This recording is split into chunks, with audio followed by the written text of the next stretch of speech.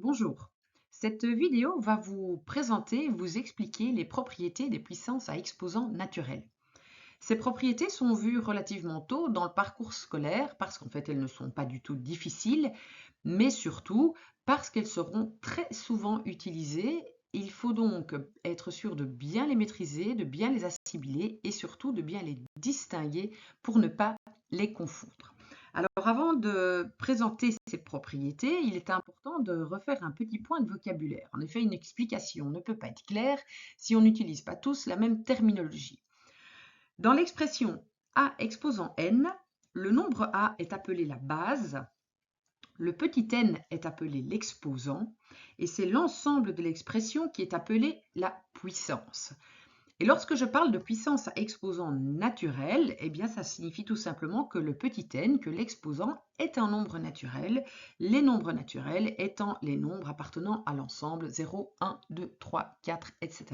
Donc il s'agit des entiers positifs, des nombres sans virgule positifs.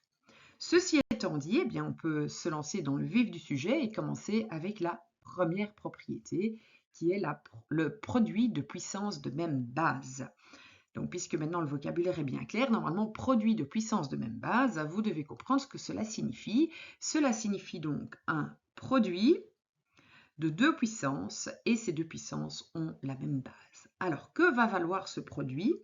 C'est assez simple si on réfléchit à l'explication de l'exposant. Que signifie A exposant M? A exposant M signifie que l'on va multiplier A avec lui-même, et encore une fois avec lui-même, et encore une fois avec lui-même, de manière à avoir M facteurs identiques égaux à A.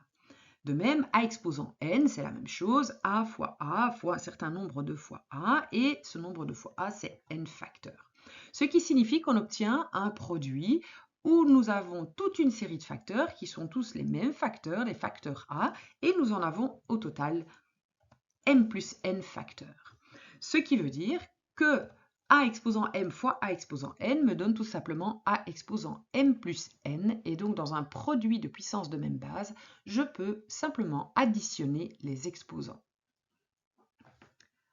Propriété suivante, la puissance d'un produit. Je vais donc considérer le produit, par exemple, de A fois B, et je vais le mettre à l'exposant M de manière à avoir la puissance d'un produit. À nouveau, pour trouver le résultat de cette puissance, je vais réfléchir à la signification de l'exposant, et donc une expression exposant M signifie que je vais prendre cette même expression et la multiplier par elle-même un certain nombre de fois, donc ici en l'occurrence M fois. Ça me donne donc un produit où nous avons toute une série de facteurs associés 2 par 2. Mais vous savez que la multiplication est associative et commutative, donc je peux retirer toutes ces petites parenthèses et je peux modifier l'ordre des différents facteurs. Je vais donc grouper tout d'abord tous les facteurs A et ensuite tous les facteurs B. Et je vais avoir exactement M facteur A et M facteur B, puisque j'avais au total M facteurs de type A fois B. Ce qui signifie que la puissance de mon produit va me donner A exposant M fois B exposant M. Et donc, lorsque nous avons la puissance d'un produit de plusieurs facteurs, nous pouvons simplement prendre l'exposant et venir le mettre à chaque facteur séparément.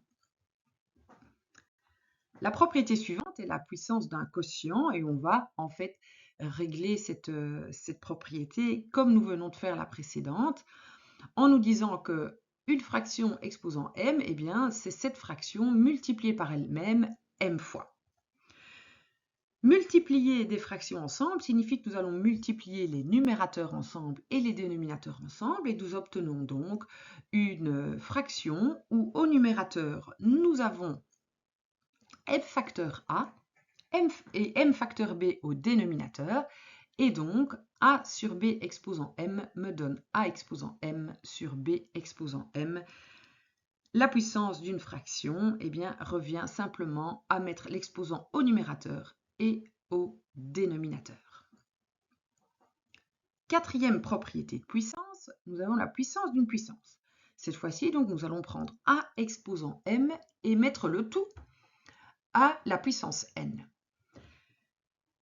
Ce qui signifie que nous allons prendre n facteurs égaux à a exposant m et nous allons les multiplier ensemble.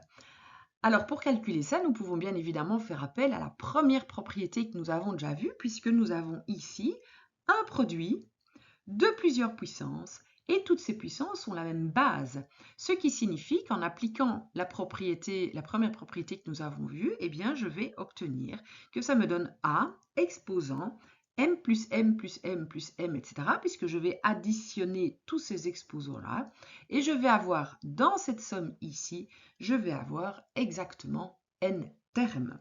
Donc je vais avoir n fois m, et a exposant m, le tout exposant n, me donne simplement a exposant m fois n. Dernière propriété, un quotient de puissance de même base. Donc cette fois-ci, je vais faire a exposant m divisé par a exposant n. Alors à nouveau, je vais expliciter ma puissance sous la forme d'un produit de facteurs identiques a, et je vais faire ça au numérateur et au dénominateur. Donc au numérateur, je vais avoir m facteurs, et au dénominateur, je vais avoir n facteurs. Dans une situation comme celle-là, eh bien vous savez que vous pouvez simplifier des facteurs identiques qui se trouveraient au dénominateur et au dénominateur, donc de la manière suivante. Et nous devons maintenant distinguer deux cas. Le premier cas, c'est lorsque m est plus grand que n. À ce moment-là, ces simplifications-là que vous allez pouvoir faire, eh bien à un moment, vous allez ne plus pouvoir simplifier puisque tous les facteurs du dénominateur auront disparu. Par contre, il vous en restera au numérateur, puisque au départ, nous avions plus de facteurs au numérateur qu'au dénominateur. Le résultat vous donne donc un certain nombre de fois a multipliés les uns avec les autres. Ce nombre de fois est exactement égal à m moins n, puisque nous avons simplifié n facteurs au dénominateur, il n'y en a plus, et nous avons simplifié n facteurs au numérateur, et à ce moment-là, il nous en reste m moins n. Le deuxième cas est évidemment de considérer un petit n qui serait plus grand que le petit m ici. À ce moment-là, lors de la simplification, nous allons arriver à une situation où tous les facteurs du numérateur auront disparu et où il en restera quelques-uns au dénominateur. Et donc, nous pourrions avoir une réponse de cette forme-ci, 1 sur un certain nombre de fois a au dénominateur. Ce nombre de fois est égal à ce moment-là à n moins m, puisque nous avions n facteurs au dénominateur et nous en avons simplifié m, donc il y en a m qui ont disparu. Ce qui signifie que le quotient de puissance de même base peut s'écrire de deux façons. Soit nous avons comme solution a exposant m moins n, m étant l'exposant du numérateur et n du dénominateur, ou bien 1 sur a exposant n moins m. Donc vous allez choisir l'une ou l'autre solution en fonction des valeurs respectives de m et n, et vous allez, de manière générale, vous arranger pour que cet exposant-là soit positif. Mais en fait, vous pourriez tout à fait choisir l'une ou l'autre forme indépendamment du signe du résultat de m-n, et ceci ouvre la porte évidemment aux puissances à exposants négatifs dont je pourrai vous parler dans une autre vidéo. Bien, petit récapitulatif, voici donc les 5 propriétés de puissance. Elles ne sont pas difficiles, il faut les retenir, mais surtout, il ne faut pas les confondre. Alors, prenons quelques exemples. Pour terminer, si j'ai x exposant 5 fois x exposant 2, ça me donne bien x exposant 7 par application de la première propriété où nous pouvons donc additionner les exposants. Si nous avons x exposant 5, le tout exposant 2, il faut à ce moment-là multiplier les exposants et nous obtenons x exposant 10. Si nous avons x exposant 5 divisé par x exposant 2, il faut soustraire les exposants et cela nous donne x exposant 3. Mais attention, si nous avons x exposant 5 plus x exposant 2, eh bien, cette somme de puissance de même base n'apparaît pas du tout dans les propriétés et nulle part dans les propriétés. Il a été question d'une somme de puissance. Et donc, lorsque vous avez x exposant 5 plus x exposant 2, ça vous donne x exposant 5 plus x exposant 2, puisqu'il s'agit d'une somme algébrique que vous ne pouvez pas réduire, puisque les termes de cette somme ne sont pas semblables. Donc faites bien attention à ne pas vous laisser piéger dans ce genre d'exercice. Encore deux petits exemples. Si nous avons x fois y, le tout au carré, eh bien ça donne x carré, y carré. Alors cette propriété-là, pour moi, c'est la plus simple. Je vois dans mes classes que celle-là, les élèves la retiennent très bien, l'appliquent très bien, parce qu'elle est au fond assez intuitive et naturelle. Malheureusement, les élèves ont parfois envie de généraliser cette règle très naturelle et très intuitive à la puissance d'une somme. Et donc, bien souvent, on va m'écrire que x plus y au carré donne x carré plus y carré. Attention, ceci est archi faux. Archi faux, donc ceci n'apparaît pas dans les propriétés de puissance. Et si vous connaissez bien vos identités remarquables ou vos produits remarquables, comme on peut les appeler indépendamment de l'endroit où on se trouve, cela vous donne bien x plus y au carré donne x carré plus y carré plus 2xy, donc n'oubliez jamais ce double produit.